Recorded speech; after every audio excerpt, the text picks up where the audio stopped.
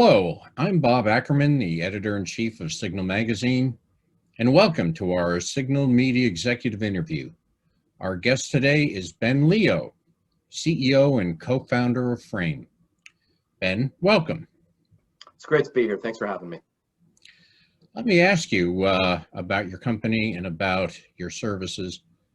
What market are you aiming for, and what are its drivers? Yeah, great questions. We at Fraym are aspiring to be the leading provider of localized population data globally. And this is one of the most rapidly growing segments of the $100 billion plus geospatial data and analytics market writ large.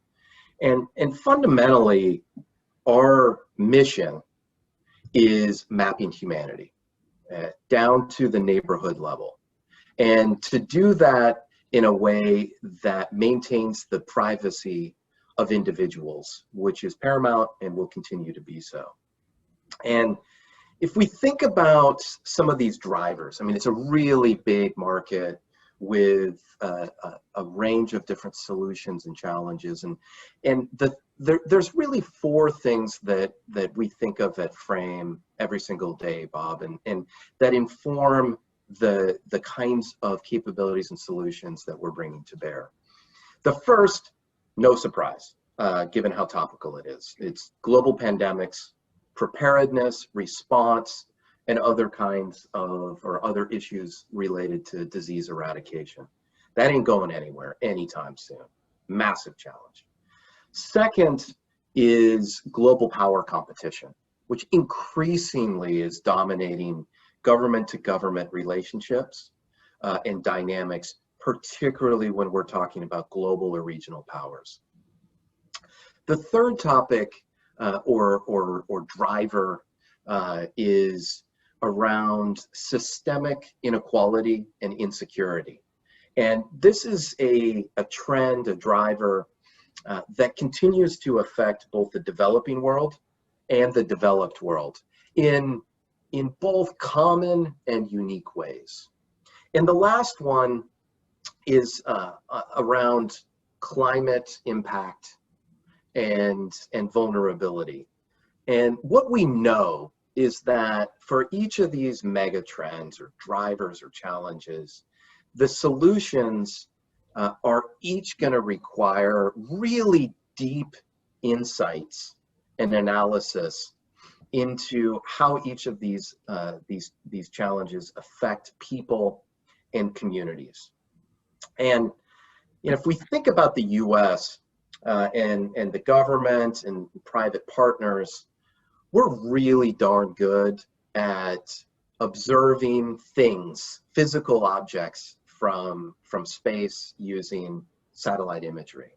Like we're talking about ships or aircraft or trucks or tanks or things like that. But to address each of these global challenges in a rapidly evolving world, we're going to really need to have a deep sense of what people look like, what they think, and how they behave at more localized levels to be able to come up with these solution sets. And again, in a way that works within the privacy ecosystem or construct that is increasingly paramount. This doesn't sound like something that is just served up easily on a silver platter. What role does innovation play in these efforts? Yeah, it's a great question. So, and interesting for us in our journey. We're a technology company, and honestly, we probably couldn't have existed, at least in our current state, say even 5 years ago. We're powered by the advent of cloud computing and how those costs have come way down and become more accessible, as well as the ubiquitous availability of satellite imagery and remote sense data. And we at Fraym, we use our AI, ML, deep expertise to weave those together along with other data sets and types to be able to provide this hyper-local data about population characteristics and attitudes and behaviors in places that just simply wasn't possible before. In many parts of the world, they were just not only data poor, but non-existent. But everywhere there's been this grappling challenge of localized data and the need for it. And as an illustration, let me just momentarily go back to one of those megatrends that I was talking about just a moment ago, and global power competition. Competition in the information domain, it simply doesn't happen at the national level. It happens in communities, neighborhoods, and even down to individual households or homes. Everything is spatial and everything is local. And our data categories powered by these technological innovations are available down to a 1 square kilometer grid level and across a breadth of different characteristics, whether we're talking about demographics like language, ethnicity, religion, or access to services or health or education or attitudes or behaviors like I was talking about. And it allows us to be able to map things like YouTube viewers at a national or city or a neighborhood level, or the same thing for readership of a specific newspaper publication, or differently, be able to understand vulnerability and risk to violent events around a high value point of interest. And all of these kinds of capabilities, they're powered by technological innovations that simply just weren't possible at this scale, speed, or efficiency even just a handful of years ago. So the world is accelerated in some really powerful and exciting ways. And we at Fraym are thrilled to be at that center or the intersection of these Venn diagrams and being able to provide it as truly valuable contributions to our partners. Can you give us an example, provide a use case for your data? Yeah, I'd love to. And there's a lot. But let me pick one, and it continues with one of the themes. If we have time, maybe I'll throw in another one. But one of the themes that I was talking about is behaviors and attitudes and that kind of analysis. And what we have done, amongst many other things, is built out a capability to produce localized data on what people think about global issues or global players or socioeconomic circumstances or other mission critical topics. And again, down to that hyperlocal level, that 1 square kilometer grid level. But that analysis down to that grid level can also be aggregated up to official administrative regions, cities and towns, or even super custom areas like, what do people think about issue X around a road corridor? And we're able to refresh this data on a regular basis, so we're able to look at time trend analysis. We're able to build alerts off of that to be able to identify where viewpoints are changing on mission critical topics, whether it's important to the government or our partners, or just global issues that we care deeply about, as well as start to pull the thread on why those viewpoints might be changing. So for instance, if we are able to map the information environment at that neighborhood level, what is the social media people are consuming? Other kind of internet apps for information. What TV channels, stations, shows are people watching? What are they reading? What are they listening to on the radio? And being able to track that over time at a consistent unit of analysis, we're able to start to get a very holistic picture of that information environment and being able to understand some of these drivers. And it allows us and our partners to be able to speak directly in ways that seamlessly integrate into workflows for things like situational awareness or operational planning and strategy. Or increasingly, and this is something that we hear very, very regularly is increasingly in a anticipatory intelligence way. Can we use this as information into anticipatory models so that we can get as far upstream as possible to give time and space for policymakers to impact change or influence events? So that's an example of how this really localized data about populations that is very, very actionable and specific to mission requirements can plug into specific use cases in a way that provides solutions. What about your customers? I see all sorts of possibilities here, but what kind of customers do you work with? Who benefits from this technology? Yeah, so in some people call us a horizontal company. It's as a data company that's powered by technology. We are able to provide value to a wide range of organizations, but basically they fall into three buckets. The first are commercial players. Basically any company across the globe that is consumer facing benefits from our data. So examples of that would be helping companies figure out where to open a new store or a retail location. We're able to tell them the sales potential in catchment areas with specific drive times, and then they can project out, is that a viable location? Or how does that compare to these 10 other locations?